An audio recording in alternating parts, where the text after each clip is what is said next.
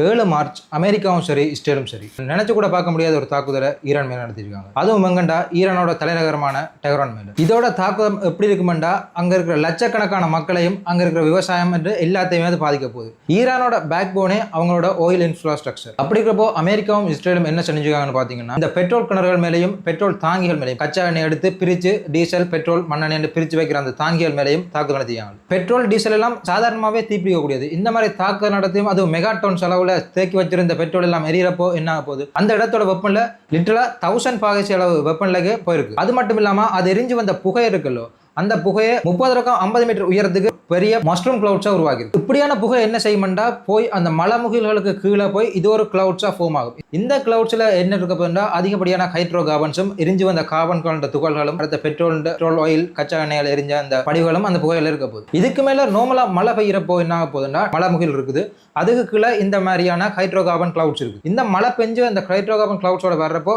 கீழே வர நீர்த்துளியில என்ன ஆகுதுன்னா அந்த ஒயிலோட எரிஞ்ச கார்பன்ஸோட துகள்களும் மழையும் சேர்ந்து ஒரு ஒயில் மழையா பெஞ்சிருக்கு. இந்த மாதிரி பெய்யற மழையில என்ன இருக்குன்னா மழைத்துளிய கருப்பு மழையா, அதாவது கருப்பு மழையா பெய்யும். மழை தண்ணி ஃபுல்லாவே ஒயில் கலந்து கருப்பா இருக்கு. இந்த மாதிரி பெய்யறதுல கருப்பு மழை மட்டும் இல்ல, அந்த மழையில அட்மாஸ்பியர்ல எரிஞ்சு வந்ததுனால hydro carbon, sulphur oxide, nitrogen oxide, carbon particles அதோட சேர்த்து சில விஷ வாயுக்களும் சூழல்ல கலந்துருக்கு. இது அங்க இருக்கிற பல கிலோமீட்டர்ல இருக்கிற மக்களுக்கும் பாதிப்பு ஏற்படுத்த போது அதோட சேர்ந்து பெஞ்சு தண்ணி எல்லாம் போய் சேர்றதுனால நீர்நிலைகளையும் இந்த மாதிரியான ஒயிலா படிய போகுது. இதையெல்லாம் என்ன ஆக போதுன்னா அங்க இருக்கிற விவசாயத்துக்கும் பாதிப்பு, ஆடு மாடு கோழிண்டு கால்நடை வளர்ப்புக்கும் பாதிப்பு ஏற்படுத்தும். ஆனா ஈரான் சொல்லிட்டு இருக்காங்க தங்களோட இன்ஃப்ராஸ்ட்ரக்சர்ல எவ்வளவுதான் டேமேஜ் பண்ணாலும் இன்னும் தீவிரமான போரா 6 மாசத்துக்கு எங்களால கொண்டு போகலும். இந்த ஒரு நொடிக்காக ஈரான் சொல்றாங்க 20 வருஷமா காத்திருந்து தயாராகி கொண்டு இருந்ததா. இந்த மாதிரியான போர்ச்சூழல் காரணமா தான் நீங்க நான் எல்லாரும் யூஸ் பண்ற பெட்ரோல் டீசலோட விலை இவ்வளவு கொண்டு போய் நம்ம எல்லாரையுமே பாதிக்குது. இந்த உலகத்துல வாழ்ற உரிமையும் ஆள்ற உரிமையும் தான் எங்களுக்கு இருக்கு. அழிக்கிற உரிமை யாருக்கும் இல்லை.